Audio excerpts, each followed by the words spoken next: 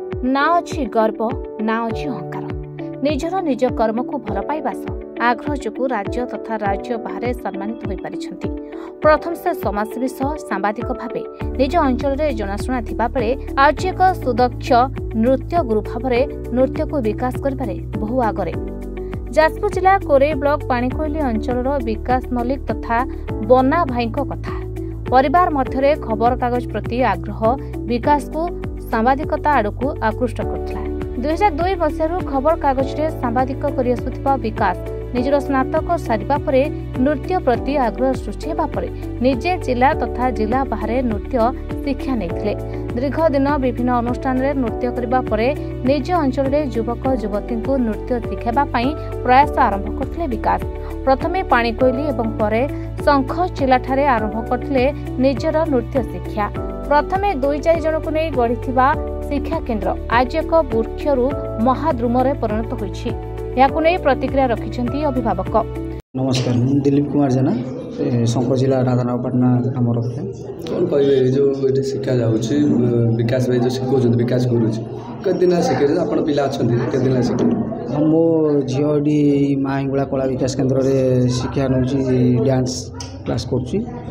ये भी पाखरी भी एमती डांस क्लास किसी नाला 10 किलोमीटर भीतर बर्तमान ये भी बहुत डेभलप भी कर 10 किलोमीटर भीतर लोक भी पिला भी ये कर पाठपढ़ा सांगे कला ये भी शिखा हो बहुत भल माने पिला भी ये शिक्षा दि गोटे गोटे सांबादिकता अंपटे नृत्य गुरु विकास गुरुजी कौन केमती समय दिखती सेटा समय तांकर तो टाइम टेबुल सब ये रखिंट से टाइम टेबुल भितर शिक्षा दौरान पिला माने छोट पिला सी भी से आदर कर पिला भी ये से उपकृत होती पिला भी से आसुँच पिला एवरेज 40+ बोधे हम पर्टिकुलर कहबनी 40+ बोधे हम। ये भी ओडिशा बाहर भी ये भी ना कले ये भी बाहर बहुत जगह बुले मो झील भी ये शिक्षा नौ कला विकास माँगुड़ा कला विकास केन्द्र में ये भी शिक्षा नौ मु भी बहुत खुशी सार मु भी बहुत खुशी मो झील भी बहुत माने भल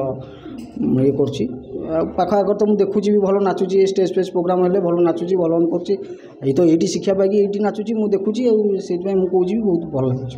मु प्रगति मंजरी साहू शंखचिलार बासिंदा प्लस अच्छी ये टीचर भी रही। कौन कहे जो शिखुंत बन्ना भाई और विकास भाई बोली आप जानती आम ये अंचल शंखचिला एक ग्रामांचल अंचल पिला माने होची शिखिबापाई 5-7 किलोमीटर दूर थिबा जाजपुर रोड जाउथिले।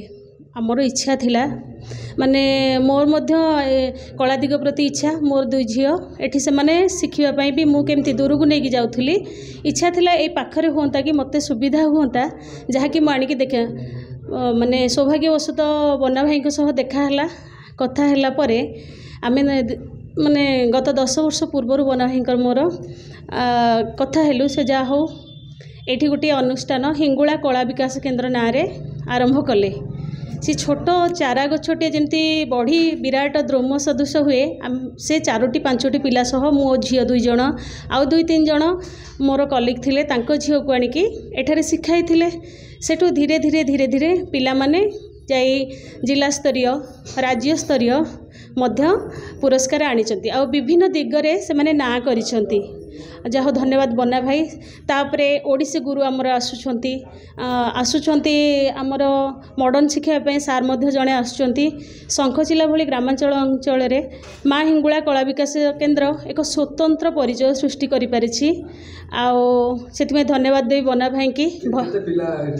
एटी वर्तमान 50 रु अधिक पिला शिखुचंती ओडिसी एवं मॉडर्न भविष्य में आशा रखी बन्ना भाई आणतु अलगा एपटे संगीत महाविद्यालय पिला संगीत शिखिबा इच्छुक तापरे चित्रकला मध्य पई इच्छुक गोटे गोटे सांबादिकता अन्यपटे नृत्य गुरु केमती कौन समझ जा हो कर्म क्षेत्र को जे कर्मवीर सब बेले माने श्रेष्ठ मणि थाए आगुआ मध्य ताकू निज परिवार सांबादिकता तापरे मध्य एई जो नृत्य शिक्षा पिला मानक विकास दिगरे से आगे रखिछंती से सबको एभली भाबे बैलेंस करंती जो मुहूर्त रे जे कोनी मुहूर्त रे पिला मानकर किछि असुविधा ले से आसी पहुंची थिबे ଯେମିତି ଠିକ୍ ସମୟରେ ସେ ନୁହେଁ ଅନେକ ମଧ୍ୟ ପାଣିକୋଇଲି ଯେଉଁ ଭଦ୍ରକ ଏଠି ମଧ୍ୟ ତାଙ୍କର ଆଉ ସେପଟେ କଲ୍ଲଣ ବାରବାଟୀ ସାଇଟ୍ରେ ମଧ୍ୟ ତାଙ୍କର ଗୋଟିଏ ନୃତ୍ୟ ବିକାଶ କେନ୍ଦ୍ର ମାନେ ଗୋଟେ ମଣିଷ ଦେହରେ ଯଦି କିଛି କରିବାର ଇଚ୍ଛା ଥିବ ସାମ୍ବାଦିକତା ତାପରେ ନିଜ ପରିବାର ସାମାଜିକ ଅନୁଷ୍ଠାନ ସହ ଜଡ଼ିତ ରହି ଏସବୁ ଜିନିଷକୁ ସୁଚାରୁ ରୂପେ ତୁଲାଉଛନ୍ତି।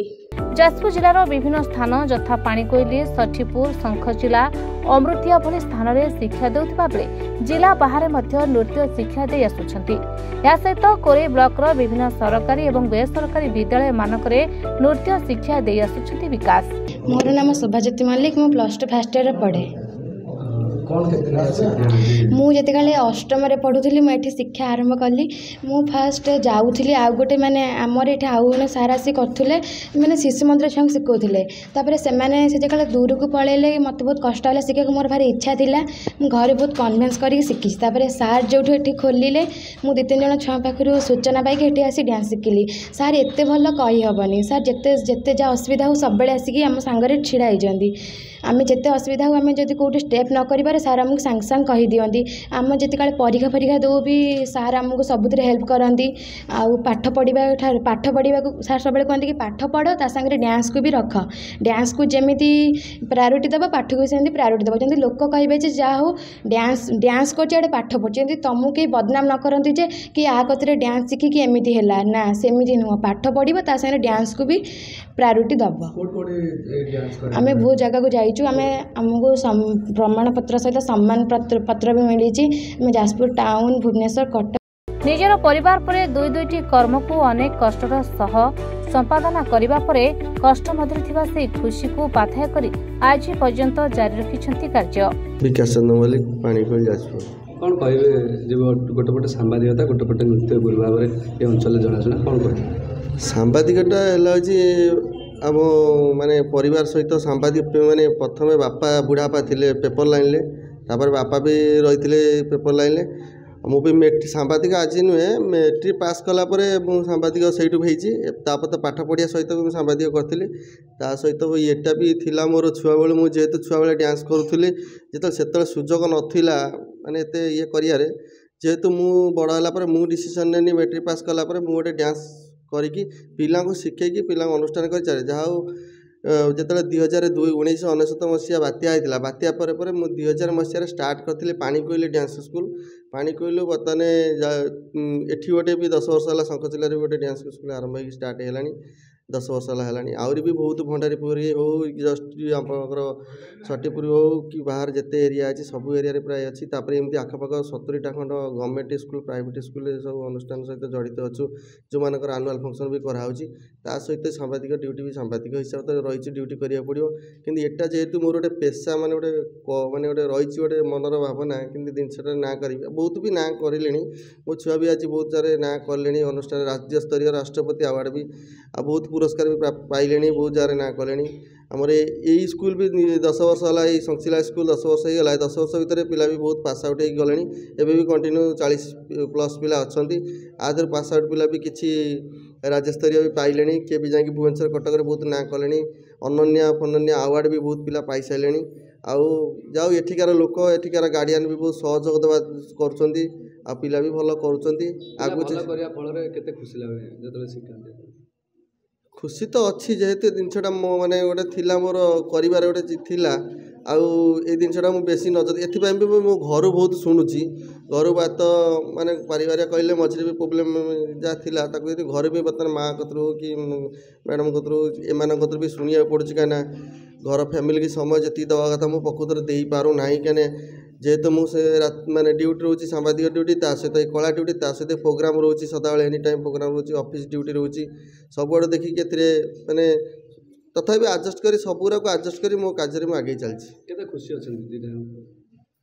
ଖୁସି ବହୁତ ଅଛି, ତା ସହିତ ପରିଶ୍ରମ ଅଧିକା ହେଉଛି। ଏତିକି ଇଏ ହେଉଛି ପରିଶ୍ରମ ଅଧିକା ହେଉଛି, କିନ୍ତୁ ପିଲାଙ୍କ ପାଇଁ ପରିଶ୍ରମ କରିବାକୁ ହେଲେ ମୁଁ କରିବି ବୋଲି ନିଷ୍ପତ୍ତି ନେଇଛି। କରିବା ଦିନେ ବହୁତ ଏରିଆ ନାଁ କଲିଣି, ଆହୁରି ନାଁ କଲି। ଯେତେ ଦିନ ପର୍ଯ୍ୟନ୍ତ ମୁଁ ଅଛି ଅନୁଷ୍ଠାନ ସେତେ ଦିନ ପର୍ଯ୍ୟନ୍ତ ଚାଲୁ ରହିବ। କି ସରକାରଙ୍କ ସୁବିଧା ସହଯୋଗ ମିଳିଲେ ଏହା ଆଗକୁ ଯାଇପାରିବ ବୋଲି ଭାବୁଛନ୍ତି?